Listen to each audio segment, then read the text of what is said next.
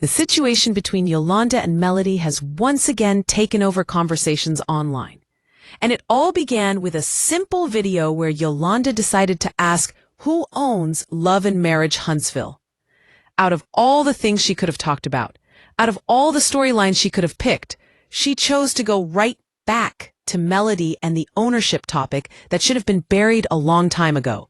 It is almost unbelievable how this continues to circle back around. It is like the clock resets every few months and Yolanda finds a new excuse to drag Melody into something.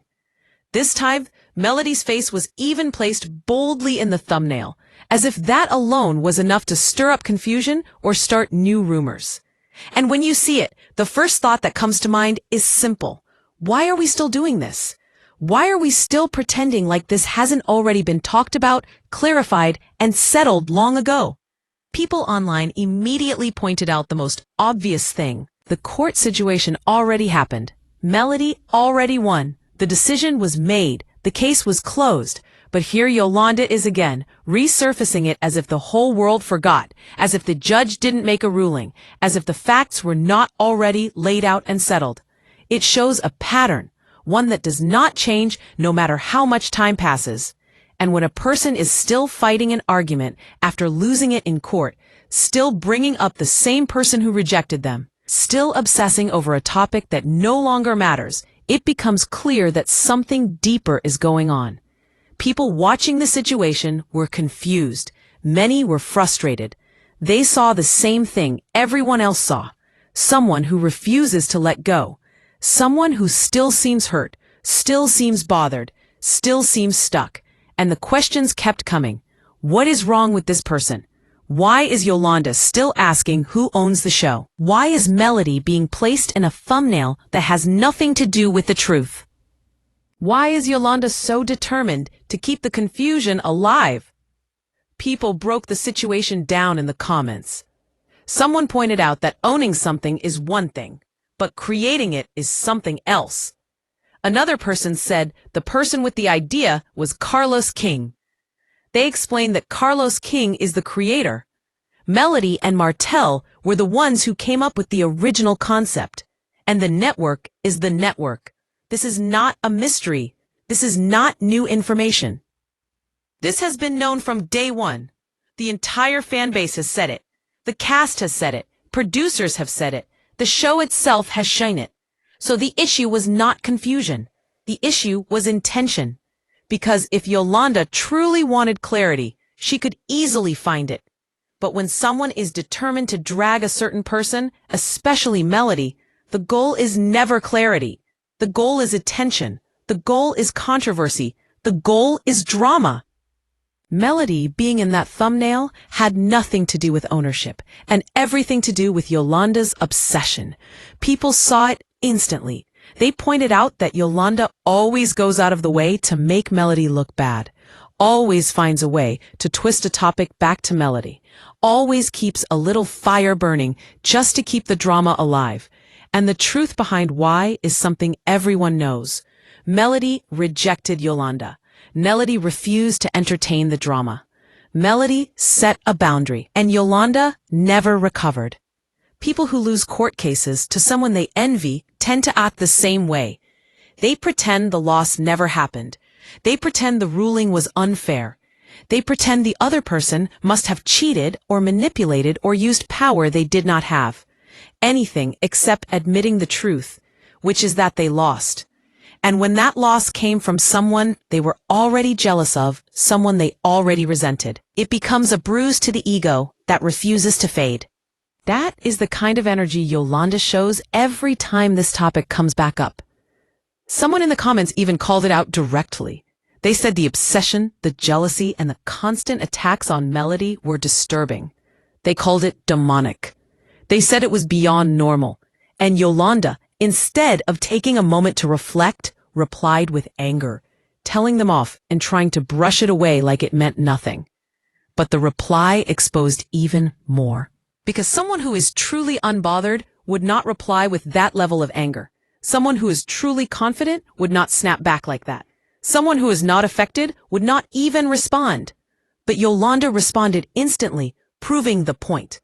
Another supporter tried to hype Yolanda up. They compared Yolanda to another content creator, calling them funny and intelligent. But even that comparison did not sit well with many people. Because being loud does not equal being right. Being dramatic does not equal being accurate. And many viewers said straight up that Yolanda is not on the level of the creator she was compared to.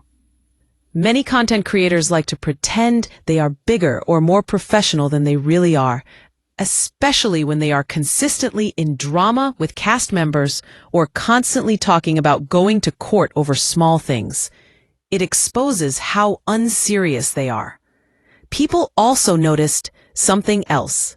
Yolanda and a handful of viewers kept dragging Melody into conversations that had nothing to do with her.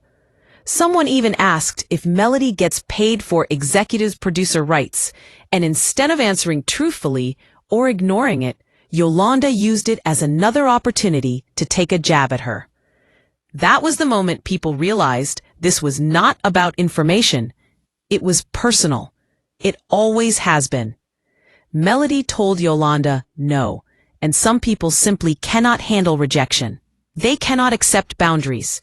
They cannot accept that someone has the right to walk away from them. And instead of moving on, they cling to bitterness. That's what Yolanda shows every time Melody's name comes up. As the conversation grew, it became clear that viewers were exhausted. They were tired of the obsession, tired of the same arguments, tired of the same recycled storyline. They wanted to let it go. One person said, "We need to normalize accepting rejection." Another said, "We need to leave the obsession in the past because it's getting ridiculous." Many were shocked that this was still happening, even though deep down, most were not surprised. Yolanda's behavior has become so predictable that no one is shocked anymore. But it still makes people shake their head because there is no growth, no resolution, no moving forward. It's the same song on repeat. Then the conversation shifted to something completely different. Other celebrities, other drama, other situations. But even then, the energy was the same. From Dame Dash calling out 50 Cent for making a documentary about Diddy, to the way people compared petty behavior among men, to conversations about celebrity relationships, breakups, and scandals, the common theme was how people refuse to stop when they should. They keep dragging things until it becomes clown behavior. And in many ways, Yolanda fits into that same category. Someone who does not know when to stop. Someone who keeps going even when everyone else has moved on. Someone who stays messy for no reason. Just like how some rappers keep beefing for clout, Yolanda keeps bringing up Melody for the same reason. It has nothing to do with the truth. It has everything to do with attention. Even when the conversation moved toward Ray J pulling a gun on Princess Love, the same pattern appeared. People who thrive on chaos, people who crave attention, people who use drama as a currency. Ray J's situation was messy. Princess has her issues. But when someone continues to create problems, continues to make dangerous choices, continues to act out just for attention, it becomes clear that the behavior is never going to stop until it ruins them. This theme came up again with Sukihana and Saweetie, where Sukihana urged Saweetie to just be honest about whether she was selling sex to make her lifestyle work.